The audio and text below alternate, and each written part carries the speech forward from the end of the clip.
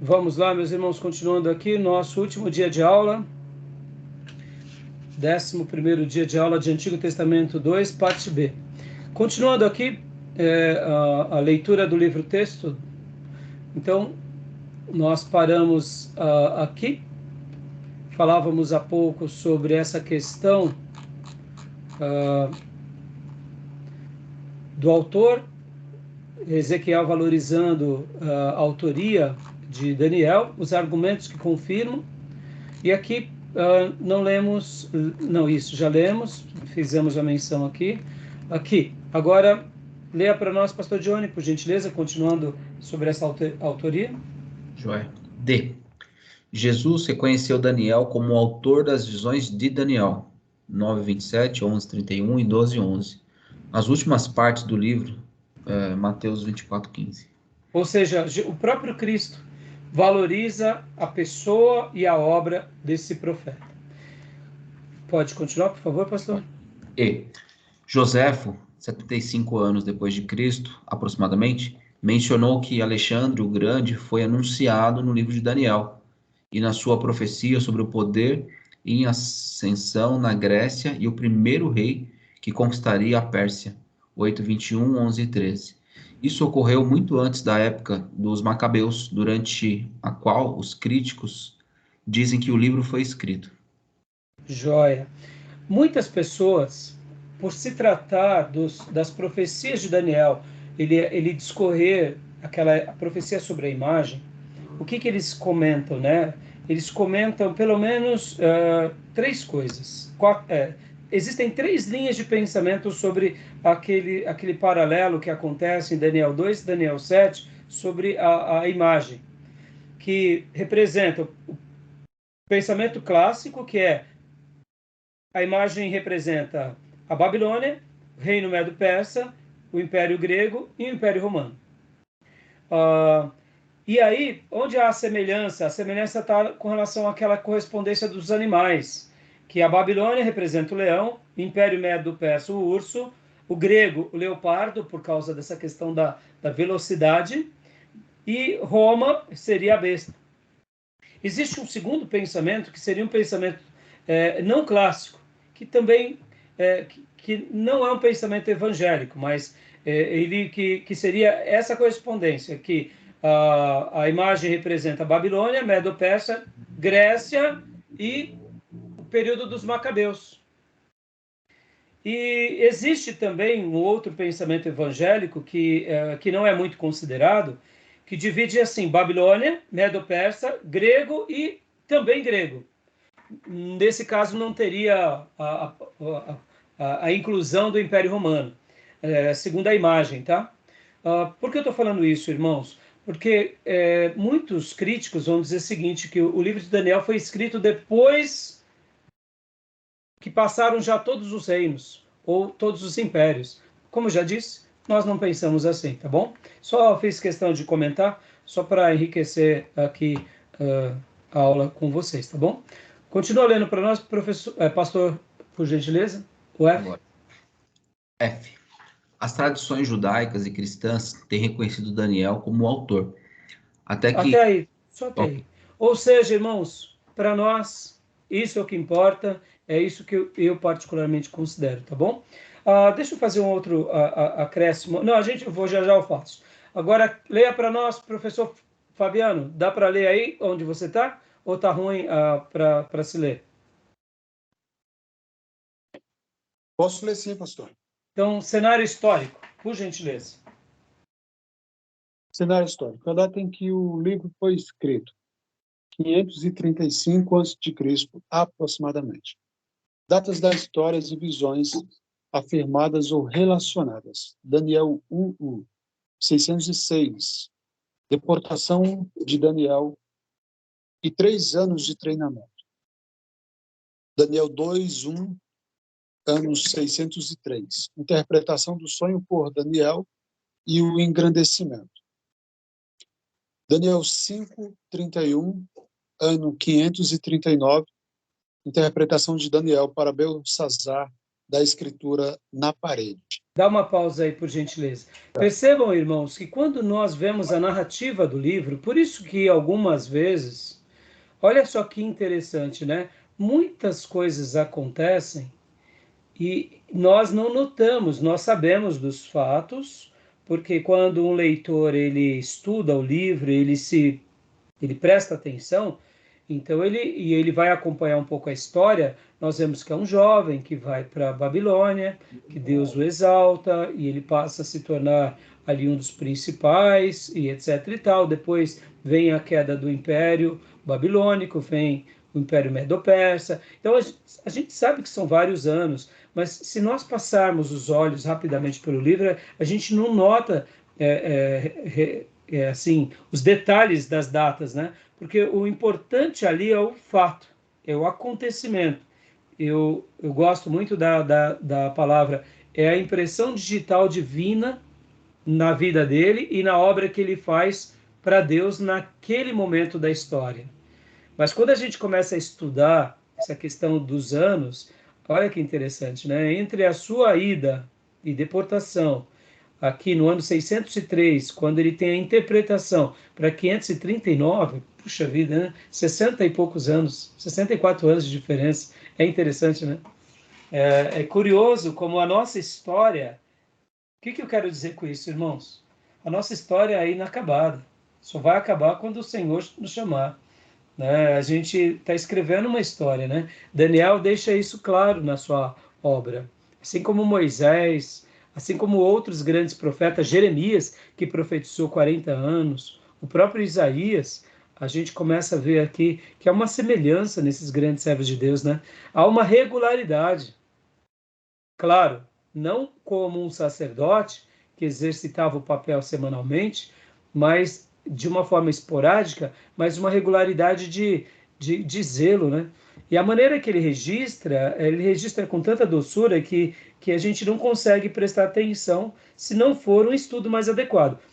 Com exceção, é claro, do profeta Ezequiel, que o profeta Ezequiel faz questão de pôr as datas, né? É claro, foi Deus que assim o orientou. Daniel poderia ter feito isso. Daniel faz citações dos acontecimentos, né? Então é bem interessante. Continua aqui para nós, professor. Aqui 606.1. Certo. Pastor, posso fazer uma perguntinha? Claro. Por que quando Daniel ele faz a leitura na parede, ele é contemplado apenas como o terceiro do reinado de Belsazar, se eu não me engano? Né? Porque deveria ser pelo menos o segundo, né? Então, eu não sei te responder, Fabiano, porque você pode ver que o momento em que ele está ali, nesse episódio de Beltesazar, no momento da transição entre Nabucodonosor e Beltesazar, dá para ver que, assim como há a mudança do rei, há uma mudança dos oficiais. Pode ver que ele não está mais naquele mesmo exercício que outrora ele estava. Eu não sei se era uma questão de jubilado, se era uma questão também do que é uma nova liderança, era um novo rei, e aquelas informações de Daniel já não eram mais tão relevantes para ele, porque a gente nota que Beltesazar, ele era um rei festeiro, né? Ele estava muito confortável com as conquistas do seu pai, e ele não cuidou, inclusive, de fazer com que o reinado, pode ver que ele é o elo fraco da transição. E é uma coisa bem curiosa, né? Porque Babilônia, aqui a Neo-Babilônia, ela estava agora em ascensão, não era muito tempo, ela tinha pouco tempo que ela tinha se tornado um grande império. O pai dele, que foi o grande conquistador, e ele, ao invés de se manter nos mesmos princípios que o pai, ele pode ver que ele estava tomando bebidas nas taças sagradas. Então dá para ver que ele era, além de festeiro, irreverente. E talvez, eu deduzo, são opiniões minhas, tá? Fabiano e irmãos, eu deduzo que ele era aquele rei bem demagogo, bem debochado, estava muito confortável sendo literalmente o grande imperador dos seus dias. E por isso que vem a sentença na parede. Pode ver que Meneu, Tekel, Parsim, né? Você foi pesado na balança e achado em falta. Pode ver que a sentença foi contundente. Por que Deus o sentencia? Qual é a ideia que eu tenho? Ele já devia ter visto as obras de Deus por meio de Daniel. O seu próprio pai, Nabucodonosor, temos ideia que ele também se converte, pelo menos pelos editos que ele pronunciou, e dá para ver que ele era debochado, assim como alguns filhos da tribo do sul, que não conservaram os caminhos de Davi. Então, pode ver que ali com Daniel já vem a inscrição na parede, já sentenciando. Uma outra coisa também que a gente tem que lembrar é que Deus usa a Babilônia, a gente vai ver isso nos outros profetas, Deus usa a Babilônia, assim como usou a Síria, mas não quer dizer que todos os métodos que eles utilizavam para dominar os povos era do agrado de Deus. Pode ver que veio acertos de contas também com a Babilônia, tanto é que muitos profetas profetizavam contra a Babilônia.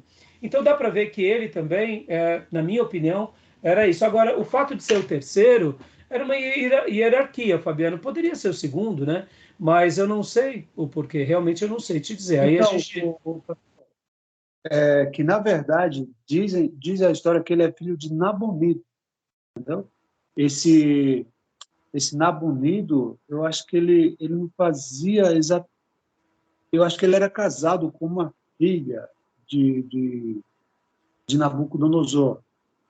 Aí morre o filho legítimo da Nabucodonosor e o Nabonido entra. Aí Nabonido ele é levado para outro lugar, outra comarca, se posso assim dizer. E então esse Belsazar ele fica na Babilônia.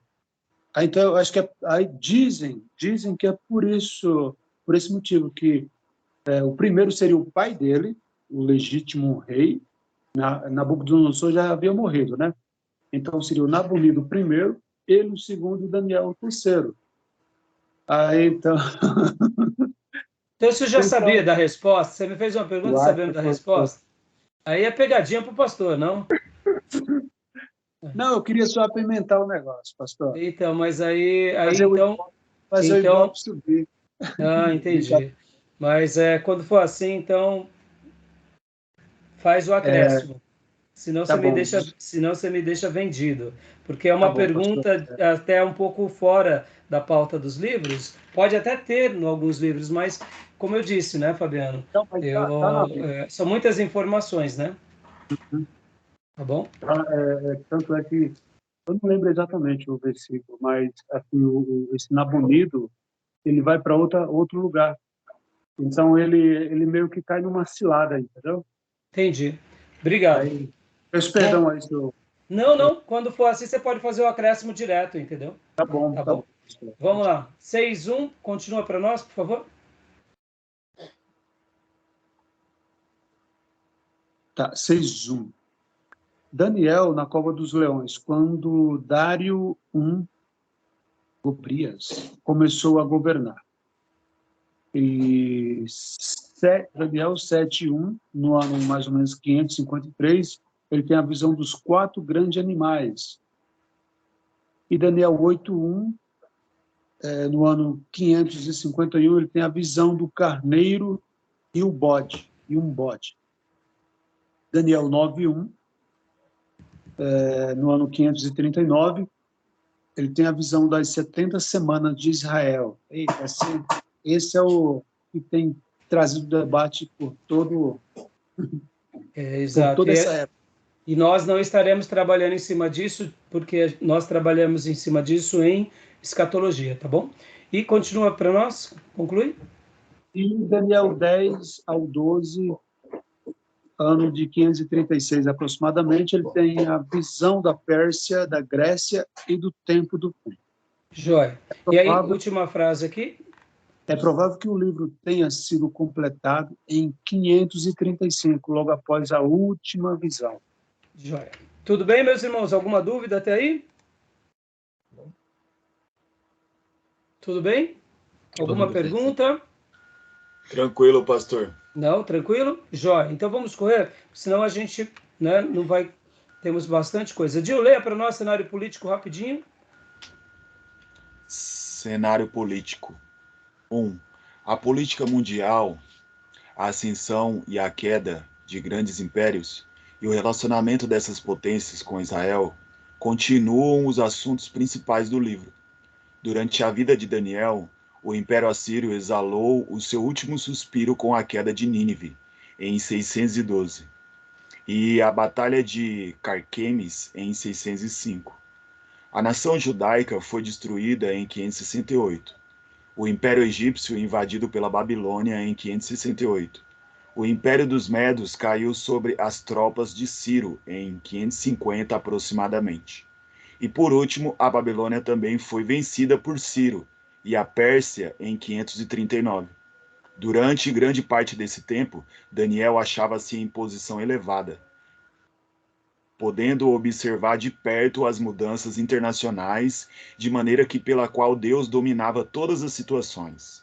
Magnífico. Aqui é uma síntese muito interessante sobre esses vários períodos. Eu acho que isso é muito legal. Eu queria até acrescentar uma última coisa, irmãos. Vocês vão lembrar também que Dário, Medo, tem um debate muito grande sobre ele, o personagem dele, com relação também quando ele faz os termos e os decretos de retorno do povo judeu para a sua pátria. Então, tudo isso, como arqueologia, são acervos, essas datas, esses acontecimentos, unido ao livro de Daniel, todo esse acontecimento acabam sendo acervos muito interessantes para nós, né? Termos o conhecimento dos fatos e vermos como ele foi decisivo durante esse período, tá bom? Então, leia para nós aqui, Gil, rapidamente também, o acontecimento internacional.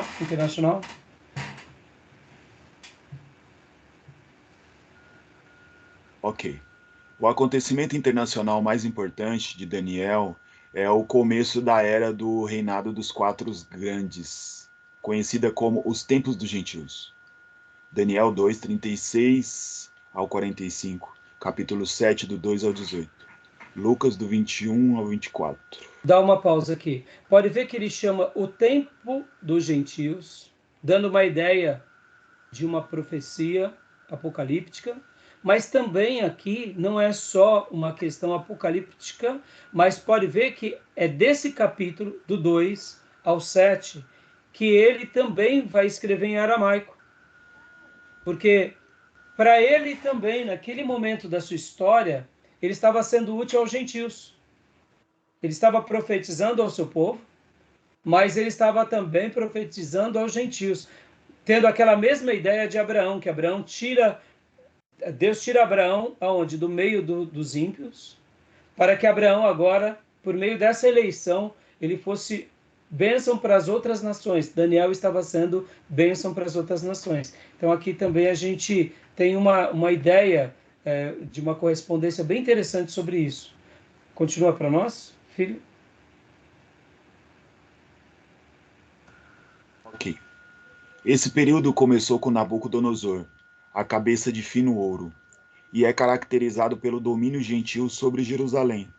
Somente terminará quando o Deus do céu suscitar um reino que não será jamais destruído. Capítulo 2, versículo 44. O reino messiânico está em Mateus 25, do versículo 31 ao 34. Joia. Então tá bom.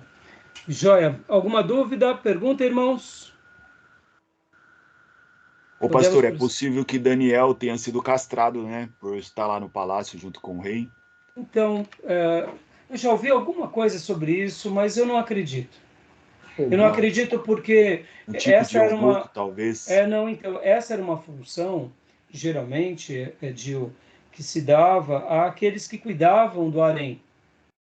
O eunuco, pensa assim, ele era uma pessoa que trabalhava diretamente cuidando das mulheres e concubinas reais.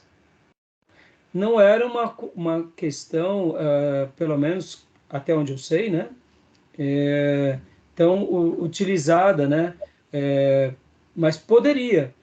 Em alguns filmes nós vemos assim conselheiros eunucos, conselheiros ainda mais quando são de outros povos, mas é uma questão de filmes. Pode ser que na história mundial isso seja uma verdade, mas eu não sei te dizer, viu, Gil? De verdade, eu não sei, né? Eu acredito que não, né?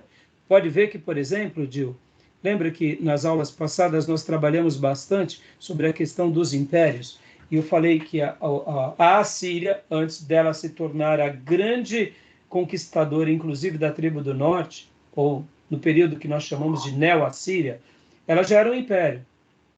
Babilônia já era um império. Agora, com Nabucodonosor, com o pai de Nabucodonosor, e com, principalmente com Nabucodonosor e com Beltesazar, com o filho de Nabucodonosor, eles se tornam um império. É a Neo-Babilônia. O Egito também era um império. Então, pode ver que Daniel, ou melhor, José, quando vai para o Egito, isso não acontece com José. Pelo contrário, José, inclusive, casa-se com a filha de um sacerdote egípcio. E pode ver que tem Efraim e Manassés. Então, assim, eu acho difícil. Eu acho que se realmente fosse algo assim, teríamos algumas menções, mas são aquilo lá. Não dá para a gente saber, né? Pode ver que Jeremias não casou. Ele era eunuco por vocação. Dá uma ideia de Jeremias por vocação. Estudando um pouco sobre essa questão de eunuco, irmãos, temos 3 tipos de eunuco. Tem o eunuco por decisão, o voto de castidade voluntário, celibatário, como Paulo. Pode ver que Paulo faz uma escolha porque ele prefere, não é que ele não tenha. Existe o eunuco eu diria por vocação mesmo, no sentido de ele nasce um homem ou uma mulher que não tem o desejo de casar, é muito bem resolvido, para ver que são poucas as pessoas. A gente entende quase como um dom mesmo. E existe o terceiro, que é o que realmente passa pelo processo da marra, né? Vira eunuco na marra, né? Que foi subjugado, conquistado. Então, tem aquele que decide, ele tem um libido, mas não quer. Tem aquele que nasce praticamente sem o libido, não é que ele não tenha, mas é uma coisa, pode ver que na história das pessoas, de uma forma geral, poucas pessoas não pensam em casar, né? A maioria querem casar. Até mesmo por causa da questão do mandamento, né? Crescer e multiplicar, encher a terra. E então a gente entende isso. Então, Daniel, não sei te dizer, viu, Jim? Não sei te dizer, tá bom? Você sabe de alguma coisa? Ouviu de algum comentário? Não?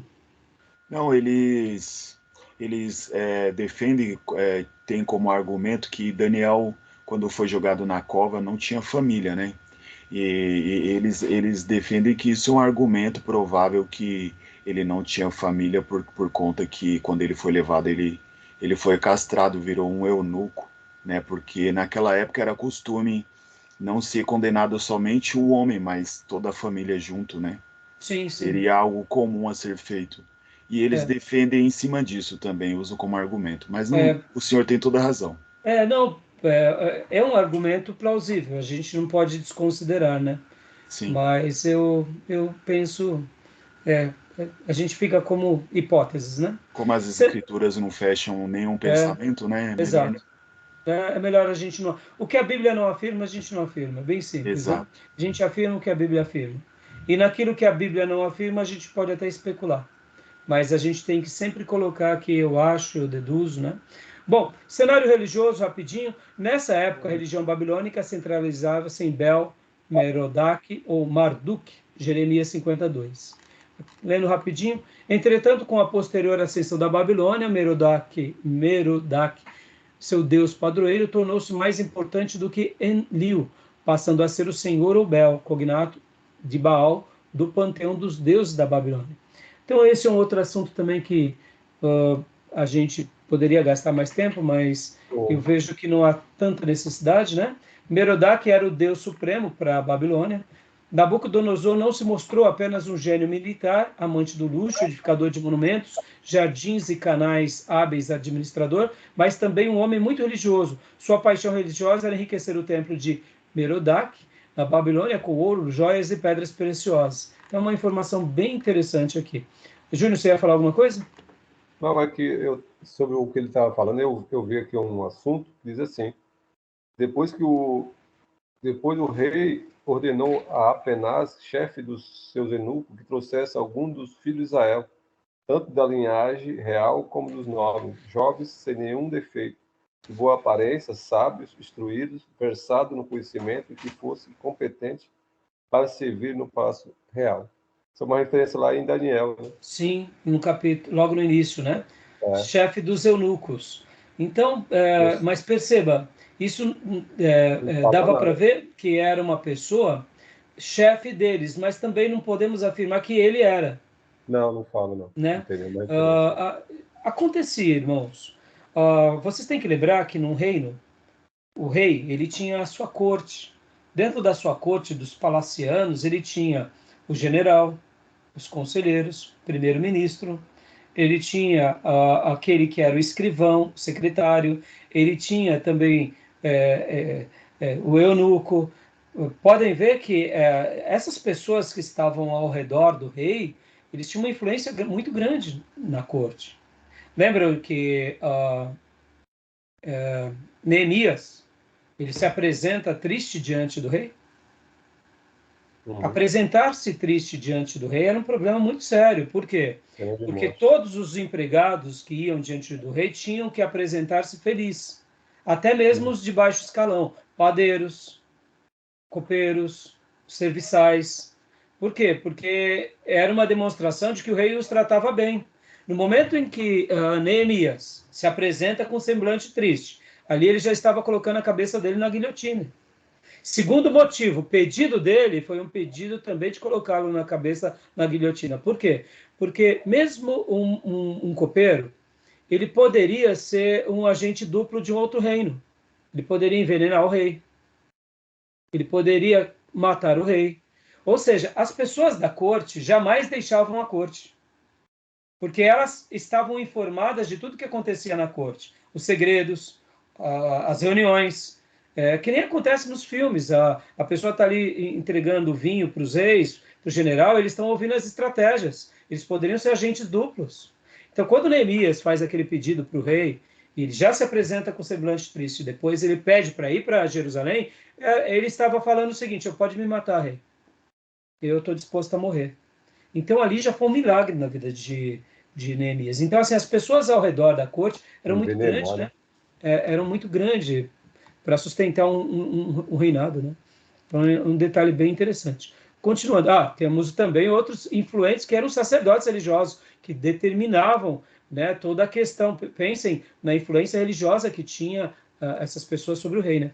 Então, vamos lá. Os babilônicos acreditavam em diversos deuses. Enlil, o deus da tempestade, de Nippur. Shamash, o deus do sol, de Sipar. Sim, o deus da lua. Ur e Aras. Nebo, o deus da sabedoria e da escrita. Astrologia, de Borsipa, Isaías 41:6. Mas Marduk era exaltado muito mais do que esses e lhe era dado uma estatura quase que monoteísta, né? Então, são informações bem interessantes, tá bom, irmãos? E aqui, só concluindo aqui, Daniel e os 3 amigos receberam nomes da Babilônia, relacionados com o panteão de Deus da Babilônia, como já havia mencionado. O objetivo do livro de Daniel, leia para nós aqui rapidamente, Júnior, por gentileza. Seu objetivo principal é declarar a soberania de Deus sobre todas as nações, conforme foi demonstrado por intermédio de Daniel e seus amigos, a 2 monarcas da Babilônia e a 2 da Pérsia. Assim, Daniel revela a previsão de 4 reinos gentios, de 70 semanas, de Israel, que teriam de cumprir o seu tempo antes do próprio Deus estabelecer um reino eterno na terra. O propósito do livro de Daniel não é enfatizar o programa redentor de Deus, mas o programa do seu reino, até que ele seja estabelecido permanentemente com o Messias. Joia. As contribuições singulares, a ênfase gentia em Daniel, já mencionei sobre isso. As profecias dele são fundamentais com relação aos gentios, com relação ao seu presente, ao seu futuro, aos impérios e à escatologia futura. O conteúdo sobrenatural do livro de Daniel e a linguagem apocalíptica já mencionei, que também é bem carregado dessas simbologias e desses acontecimentos até sobrenaturais. Podem ver que ele recebe Miguel, ele recebe Gabriel, ou seja, é uma coisa extraordinária, né? É um homem realmente de visões, de revelações, de sabedoria e de profecias apocalípticas, né? O livro de Daniel é muitas vezes classificado como literatura apocalíptica. Foi um tipo de literatura profética que floresceu 200 anos antes de Cristo até o 110 depois de Cristo. Agora, olha que interessante, irmãos. Só um outro fator aqui, só para eu fazer um comentário para vocês. Essa questão das 70 semanas de Daniel é bem interessante.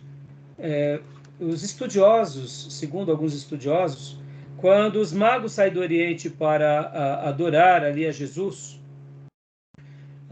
havia uma escola de estudiosos de astrologia que possivelmente eles estavam acompanhando, eles já sabiam que estavam na 79ª semana.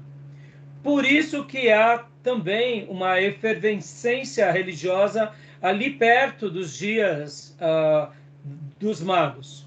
Pode ver que o próprio Herodes, ele reconstrói o templo, ele repagina o templo. O segundo templo, agora, ele recebe uma nova reedificação. Ou ele é chamado de terceiro templo ou templo de Herodes.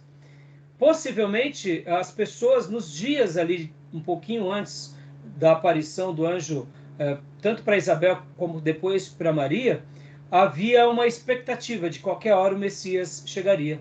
Essa questão das 69 semanas, ou das 70 semanas, foi muito curioso. E a gente não tem assim, uma percepção tão grande, mas quando o autor aqui ele menciona que faz essa citação de que houve, né, um destaque do ano 200 a.C.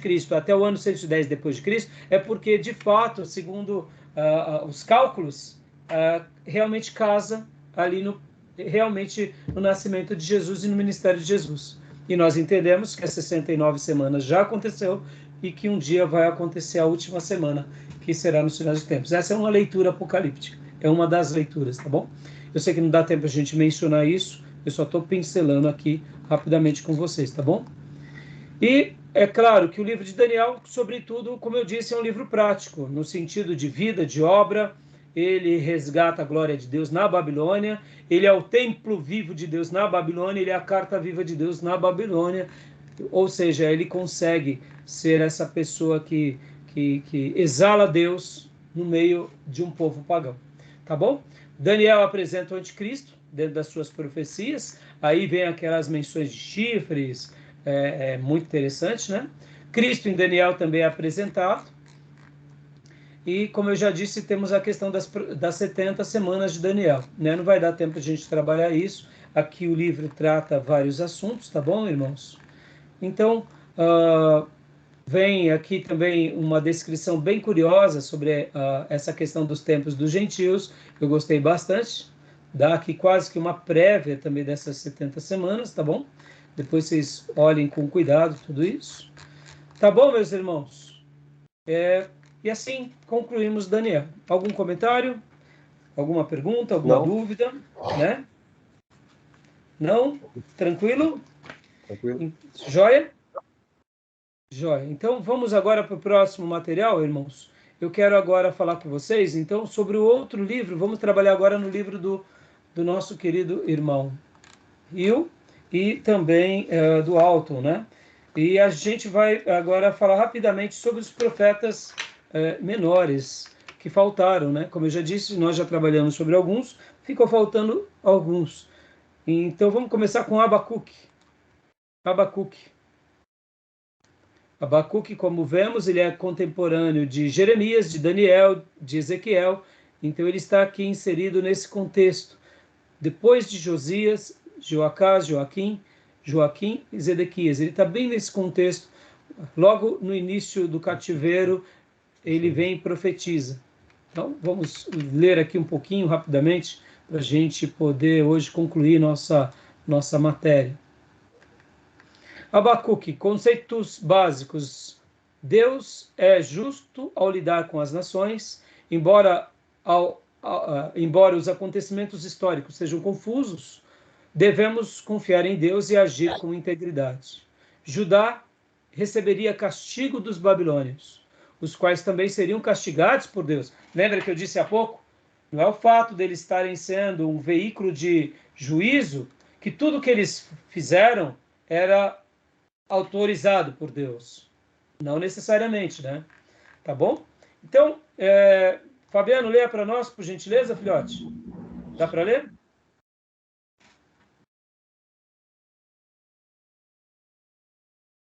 Pronto, vou ler. Pode ler. É a parte de cima, pastor? Isso, pouco se sabe, leia para nós essa porção.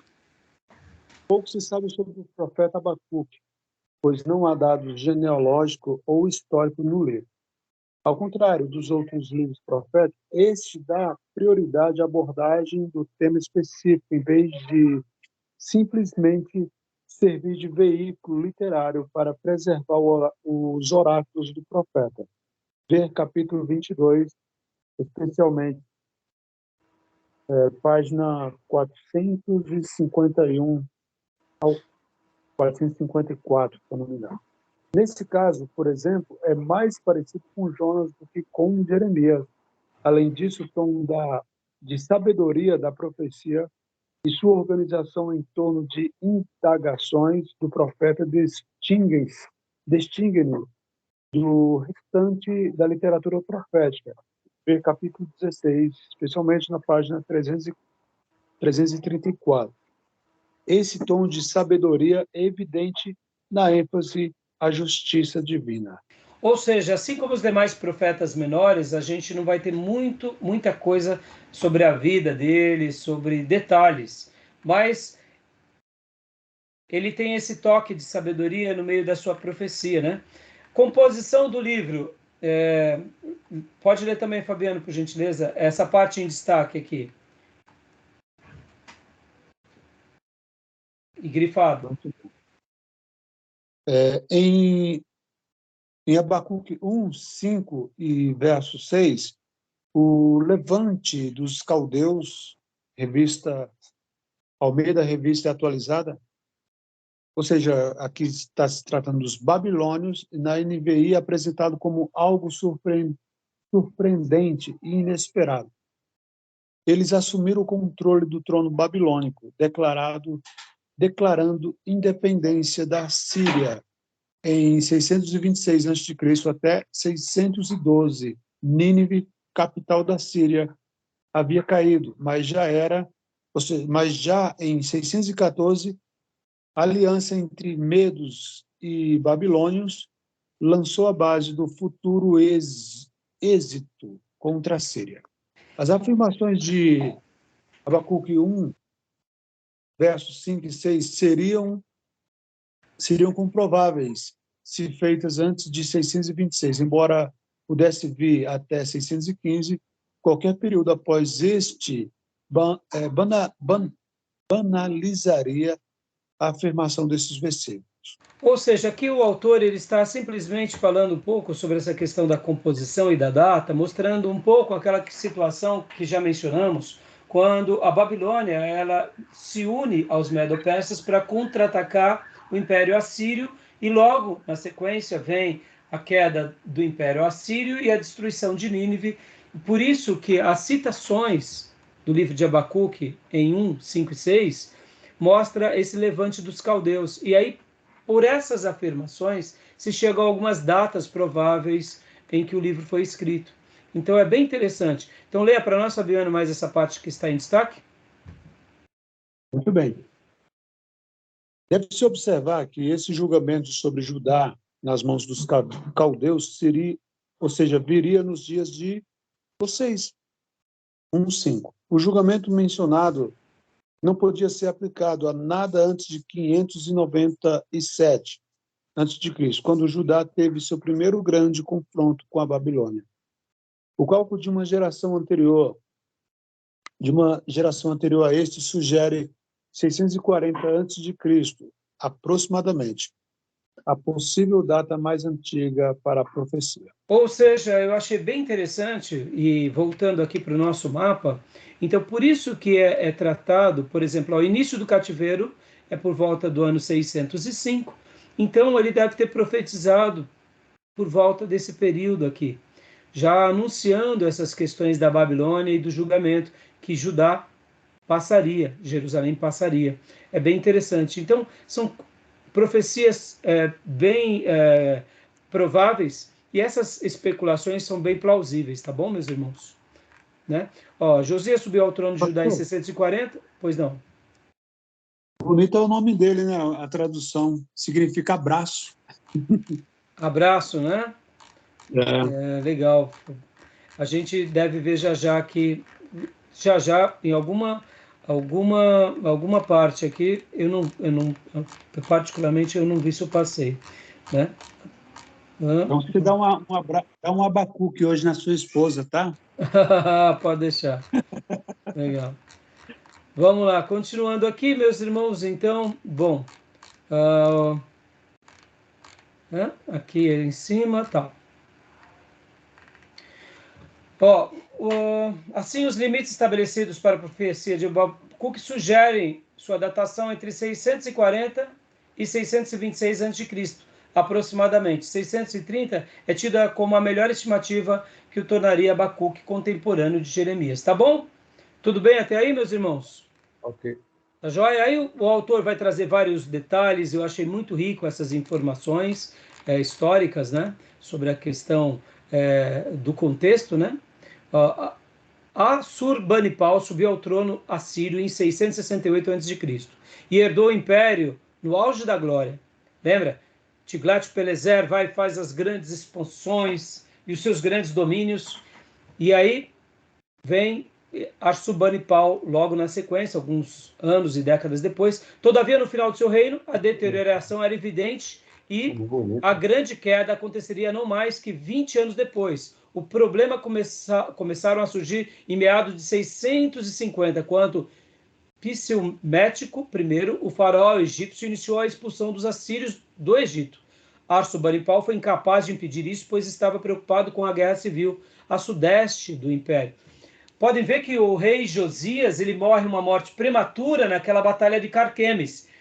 Percebam, irmãos, era um momento de muita confusão política e de muito poder. Ora, a tribo do sul estava se unindo ao Egito para contra-atacar os assírios, ora, havia todas essas investidas, né? E pode ver que durante os reis de Josias, já que o Império Assírio estava decaindo, ele teve essas expansões econômicas e políticas. Então a gente nota o poder que havia de atuação nesses dias e como esses reinos eles eram fortes, assim como acontece até hoje, irmãos. O momento que a gente está passando na economia, no mundo, como isso tudo afeta o povo de Deus, afeta as nossas tomadas de decisão, afeta até a cultura de um povo, né? À medida que o poderio assírio se desintegrava, as reformas do jovem rei Josias começavam a tomar conta de Judá, sem a ameaça de castigo ou de interferência da Síria. Josias lançou livremente o fundamento visionário para o retorno do povo e das ideias da aliança. Foi nesse contexto que ele começa a fazer uma obra pregando ali para o povo, né?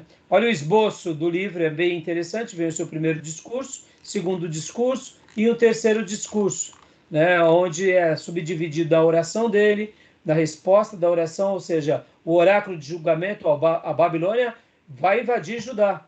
Por isso que aí chegamos a uma decisão que foi escrita por volta de 620 alguma coisa, por quê? Porque ainda não tinha invadido, lembra? Né? A gente vê aqui no mapa, né? 605 é quando eles realmente se estabelecem ali como base e fazem ali fazem um sítio em Jerusalém, né? Segundo discursos, pergunta de Abacuque com relação à justiça de Deus, divina, né, de Deus, instruções de Deus, a responsabilidade do justo. Aí, olha só, essa questão da responsabilidade do justo, irmãos. Isso é muito interessante porque aqui Deus está no controle de tudo, mas cada filho de Deus tem uma responsabilidade. Então, o oráculo de julgamento contra a Babilônia, pedido de misericórdia de Abacuque, o poder soberano de Deus para livrar, a confiança de Abacuque na soberania de Deus. Ou seja, a gente tem uma escolha a fazer, né?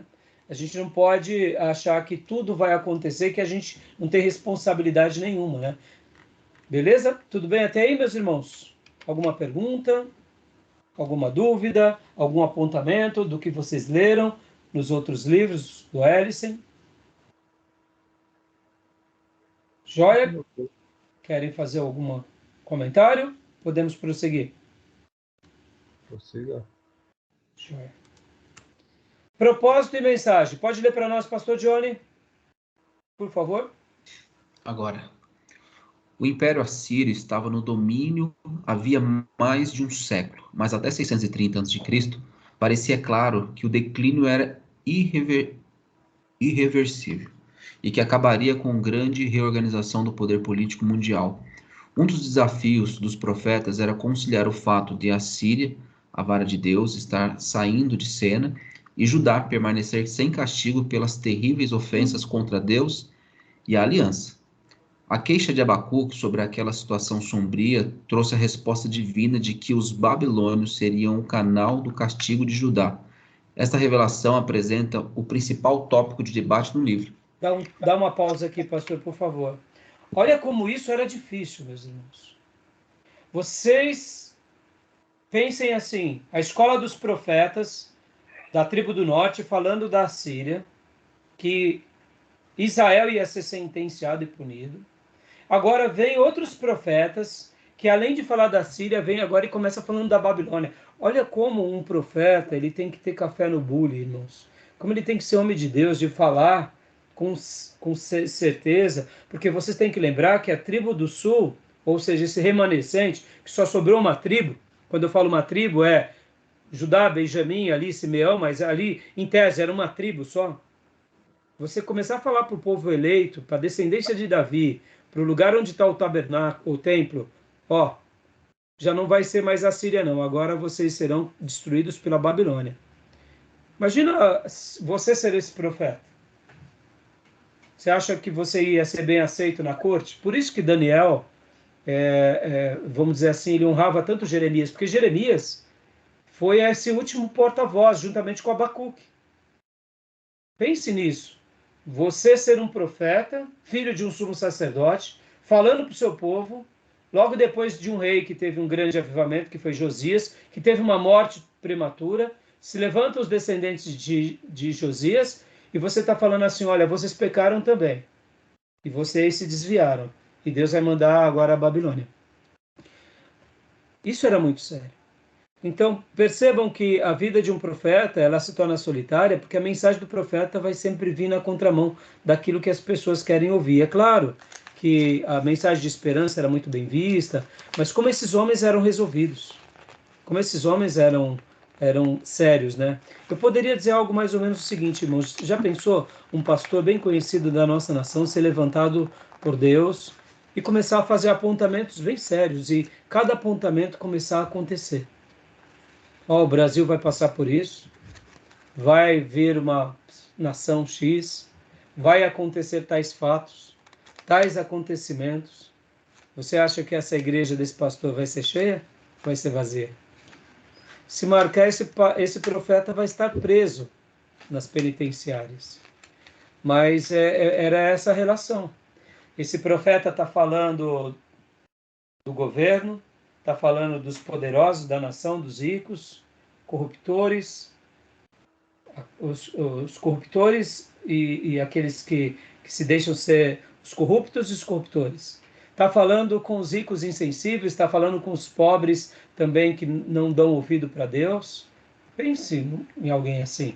E é por isso que a gente tem que, ao estudar esses profetas, nós não podemos deixar de usar o lado prático.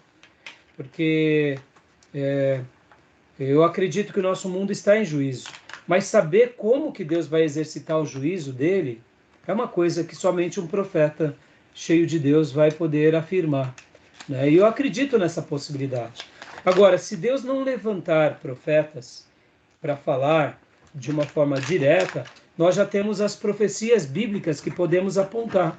Quando apontamos que o nosso país e o Ocidente já está sob juízo, é por causa dos pecados do Ocidente. Isso também é uma mensagem profética, que eu acho que a gente tem que resgatar. Então, só fiz questão de citar Abacuque, porque ele foi contemporâneo de Jeremias, e a mensagem dele foi tão dura quanto a de Jeremias, né? Ele fez coro junto com Jeremias, né? Tá bom? Algum comentário, alguma fala? Alguma pergunta? Interessante que ele termina, né, no final do capítulo 3, a esperança que ele estava profetizando sobre a invasão da Babilônia, que era um império poderoso, e aí essa é uma tragédia para o povo de Israel, né? Pela nação. E ele termina dizendo que ainda que aconteça tudo isso, a esperança em Deus ainda estava preservada. Deus sempre cuidando dos seus, né, Júnior? Né? E também punindo os seus e punindo aqueles que também agem de forma errada, né? Podem ver, irmãos, os medo-persas, não é fazendo uma defesa aqui, falando que eles estavam certos, mas a gente vê certas sentenças contra os medos, contra os persas, mas a gente não vê tantas sentenças contra os medos-persas, né? É interessante isso, né? Dá uma ideia de que foi um império talvez um pouco mais humano, um pouco mais respeitoso. É interessante essas questões, né? É possível que hajam impérios menos assassinos, né? Menos. A gente sabe que não tem império perfeito, que não tem reino perfeito, mas alguns são bem cruéis, né? Acho que para mim na história o mais assim gentil foi o Macedônio de Alexandre. Então então eu não sei te dizer, Júnior, mas Os romanos eram terríveis também. então o Império Romano era cruel, né? Então, assim, é interessante, é uma boa pesquisa, né? Para a gente procurar saber sobre isso, né? Tá bom? Continuando aqui. Onde você parou? Pastor Johnny, você leu até aqui, né? Isso. Isso. Leia para nós essa segunda parte. O propósito do livro é analisar a questão da justiça divina na esfera nacional. Desculpa. A questão da teodiceia, justificação dos procedimentos de Deus com a humanidade. Era. Como pode o Deus justo usar nação perversa como a Babilônia como instrumento de castigo?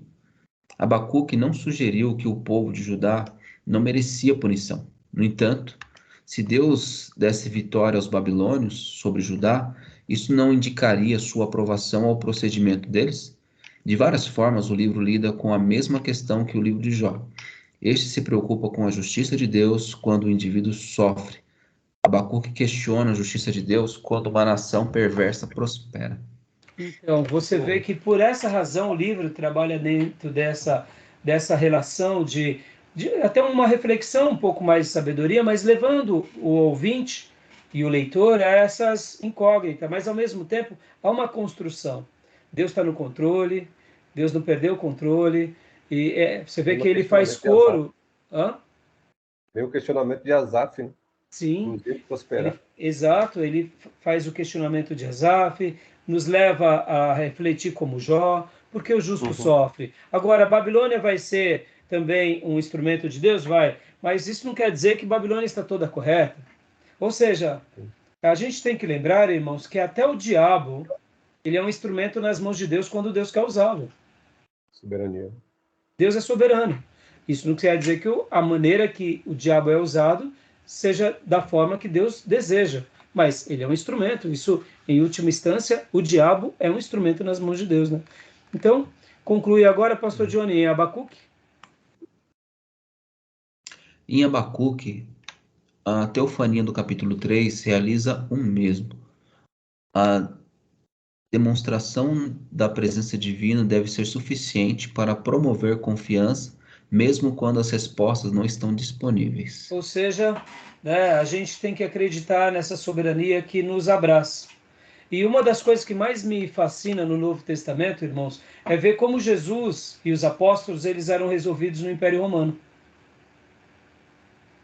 Vinham as pessoas, perguntavam para Jesus e para os apóstolos, mas e o reino de Israel não vai ser estabelecido? Vai, vou chegar lá.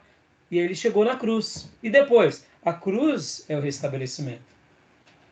E podem ver que a igreja primitiva ela era tão resolvida com relação a isso, que logo, algumas décadas depois, os próprios cristãos iam para as arenas romanas, os coliseus, e lá eles cantavam hinos antes de morrer, porque essa mensagem tinha chegado até eles, e eles eram muito resolvidos, cidadãos dos céus aqui na terra. Então, essa clareza profética só é entendida por quem realmente vislumbra o eterno, crê na soberania e participa de tudo isso com muita graça, tá bom? Continuando aqui, vamos lá. Leia para nós, pastor. A primeira parte da resposta é mostrada em 2, verso 4 e 5, abordando-se a questão da responsabilidade individual.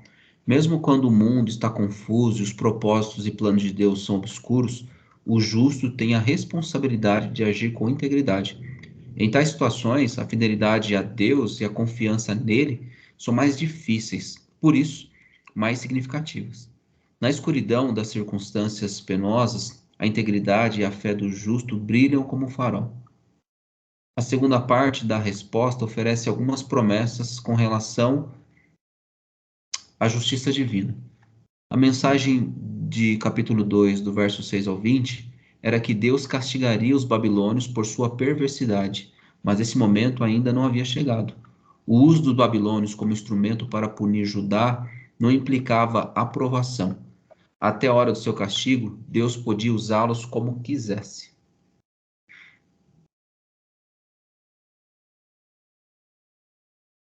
Pastor, o senhor está no mudo. Obrigado.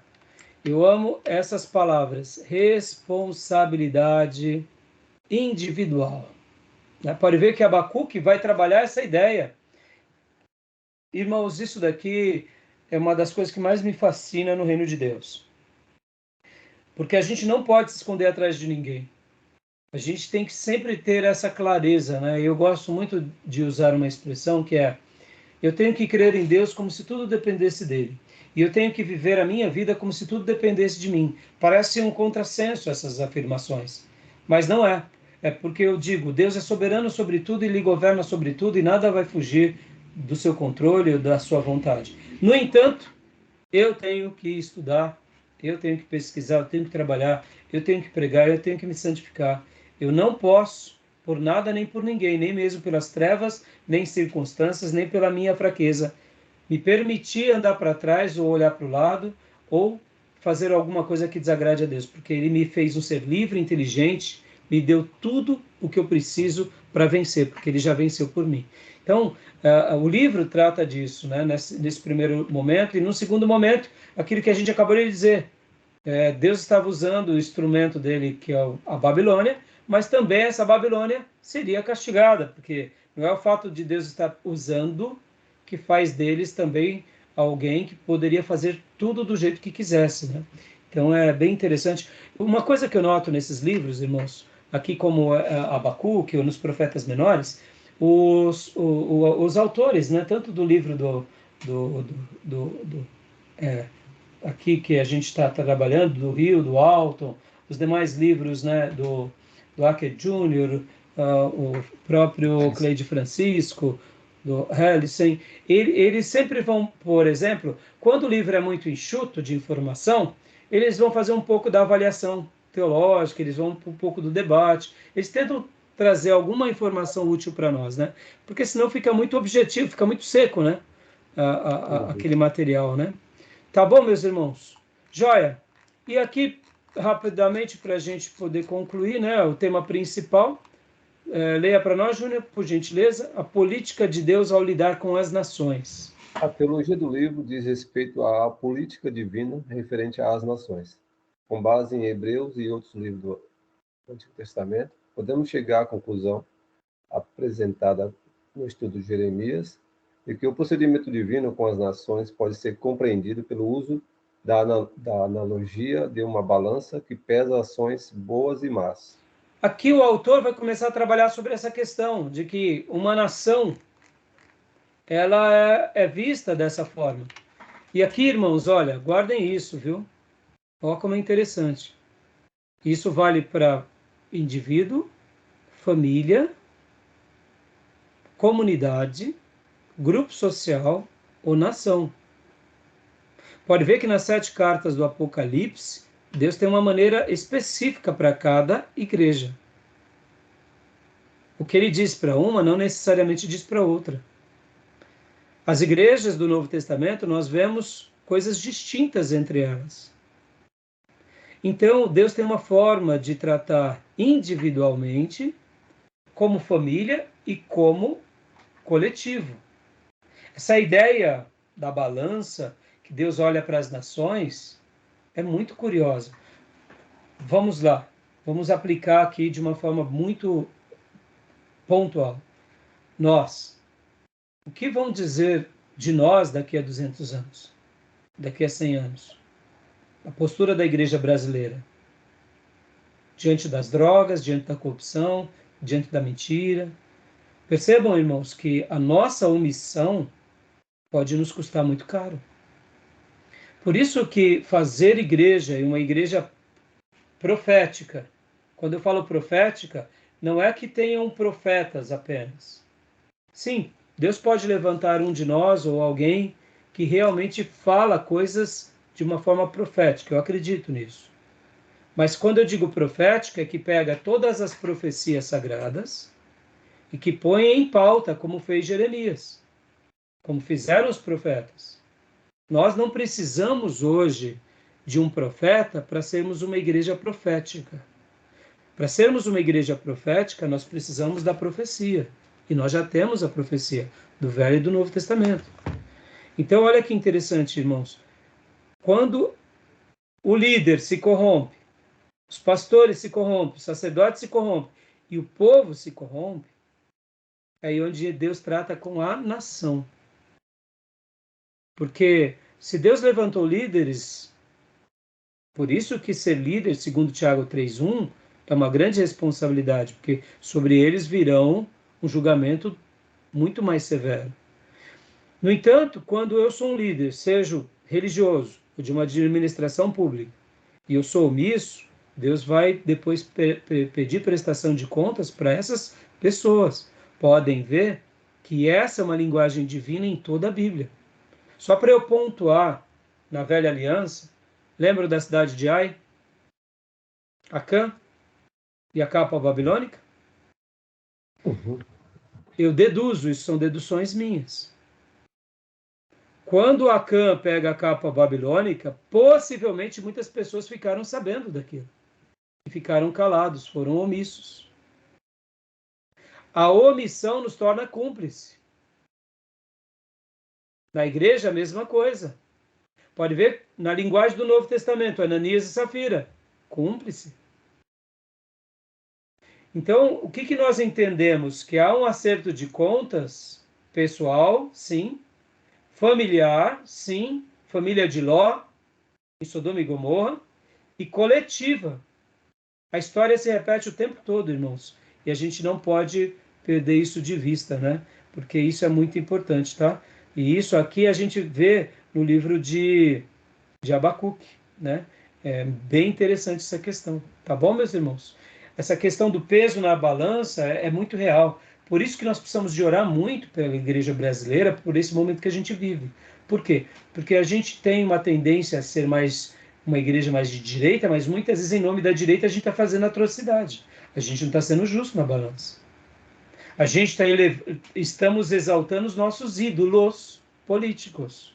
E o povo está erguendo também um novo ídolo, chamado direita. Cuidado também, isso pode ser um poste-ídolo.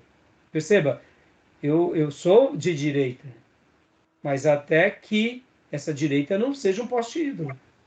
Isso não quer dizer que quem está fazendo o movimento também pode fazer o que bem entender. Deus está pondo tudo numa balança. Olha como isso é difícil, irmãos. Por isso que uma igreja fazer política é muito complicado.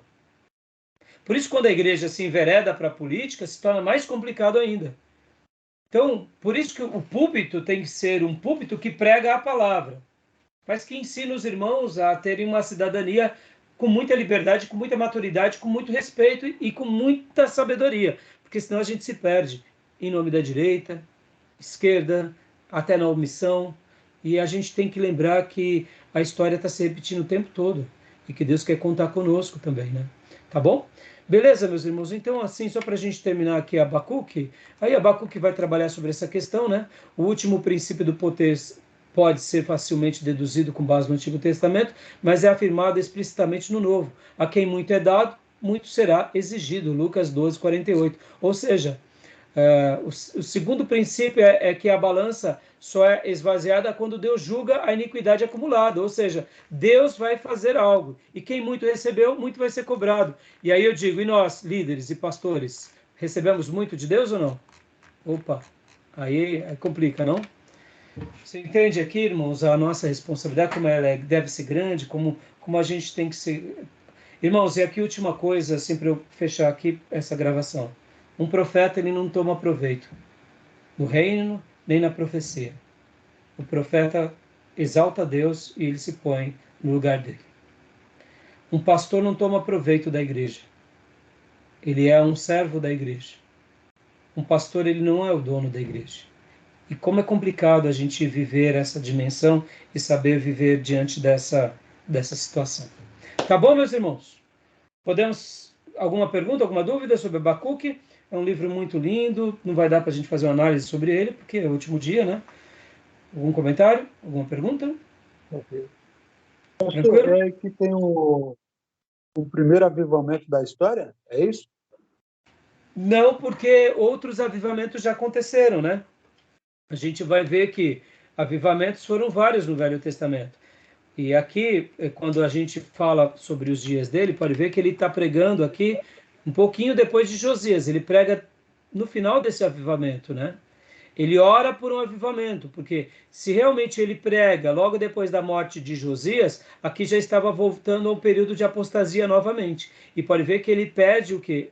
A oração dele é a súplica por um regresso ao avivamento. Entendeu? Não é o primeiro avivamento da história, porque se a gente for ver, Fabiano, há vários avivamentos, né? A gente vai ver avivamento com Davi, a gente vai ver avivamento com Josafá, a gente vai ver avivamento aqui nos dias de Ezequias e também nos dias de Josias. Então, avivamentos foram vários, né? Sem contar avivamentos com Moisés, avivamento em Nínive. Possivelmente a gente vai estudar isso em história de avivamentos. A gente tem uma dúvida se foi um avivamento ou não, mas há opiniões sobre isso. É que, na realidade, como ele foi fruto de um mover maravilhoso de avivamento, e ele vê o seu povo na decadência, ele roga a Deus para que haja um grande avivamento. Tá bom? Tudo bem? Alguma pergunta? Alguma dúvida? Amém, pastor. Joia. Então, vou encerrar aqui a gravação e vamos para o último bloco. Tá bom, meus irmãos?